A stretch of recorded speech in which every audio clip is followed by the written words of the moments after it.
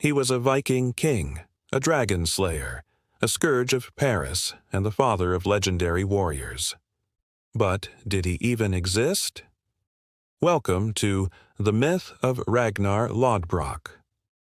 Today we dive deeper into sagas, chronicles, runestones, and archaeology to separate the layers of story from what the sources actually tell us. Ragnar Lodbrok in Old Norse, is a name that appears in many medieval Scandinavian sagas. The epithet Lodbrok is usually translated as hairy breeches and carries the feel of folklore more than court records. In those sagas, he is the son of King Sigurd Ring and a descendant of Odin, a larger-than-life hero who wins battles, marrying shield maidens and queens, fathering fierce sons, and undertaking daring raids across the North Sea. The problem is timing. Most of the Norse sagas that tell Ragnar's story were written down in Iceland in the 12th and 13th centuries, centuries after the events they describe. That gap matters. Oral tradition changes, stories accumulate heroic detail, and compilers shape tales to suit audiences. We therefore need to compare the sagas with near-contemporary sources from continental Europe and the British Isles. One of the few episodes with some contemporary corroboration is the attack on Paris in 845. Frankish annals report a Viking fleet that sailed up the Seine and extorted a large payment from Charles the Bald. Medieval chroniclers record payments of silver and the presence of a leading Viking commander. The name given in some Frankish texts is Ragnar, a Northman who led the raid.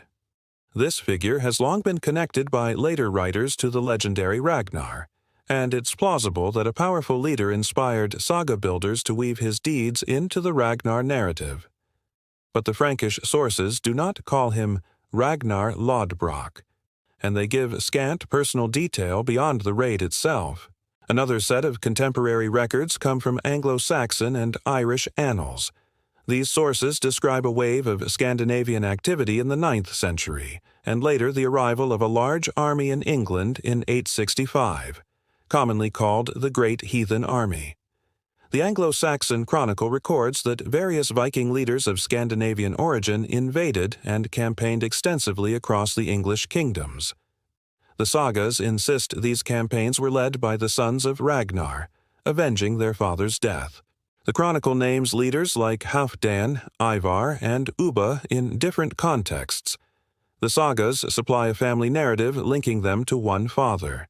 The connection may be real, or it may be a retroactive attempt to unify several leaders under a single heroic lineage. The story of Ragnar's death is one of the most famous motifs, captured by a Northumbrian king, thrown into a pit of snakes and singing defiant verses as he dies. That dramatic image likely amplified the motives for the great heathen army in the sagas. Anglo-Saxon and Scandinavian sources record that a Northumbrian king named Ella executed a Scandinavian captive leader. Whether that prisoner was the same figure later called Ragnar remains uncertain. Medieval writers, wanting moral weight and poetic closure, often framed violent political events in terms of revenge and destiny. Looking at the sons attributed to Ragnar gives us another angle. Several of the figures named as his children, Ivar the Boneless, Bjorn Ironside, Halfdan, Sigurd Snake in the Eye, and Ubba, are attested in varying degrees in contemporary sources.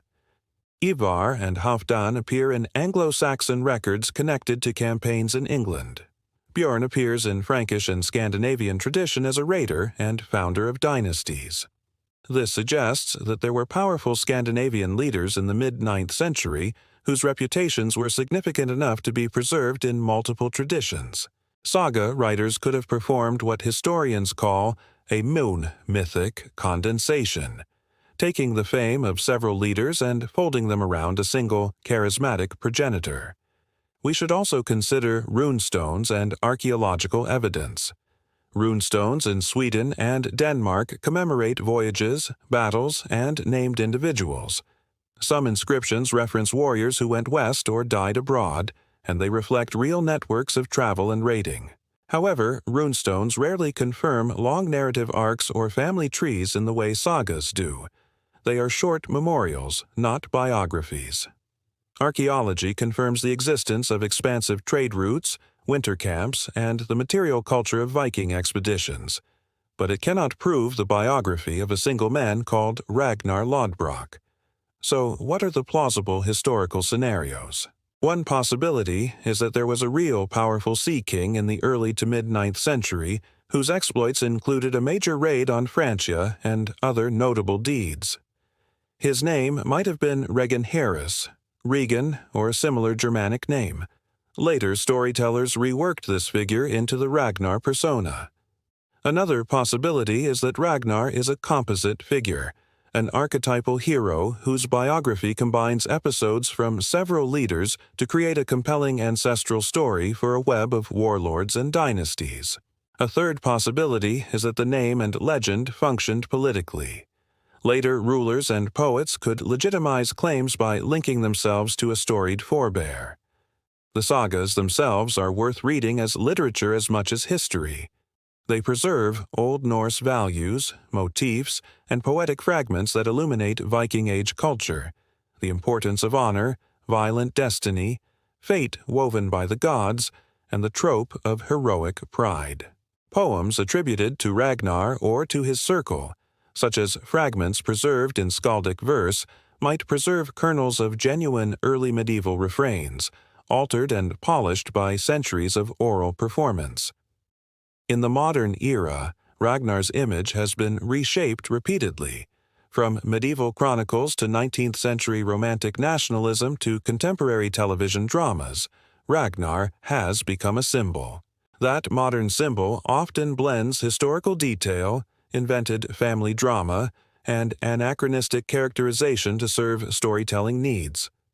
Popular culture amplifies the myth, and audiences sometimes mistake dramatic portrayal for historical fact. That dynamic influences public understanding of the Viking Age as much as academic debates do. What can we conclude?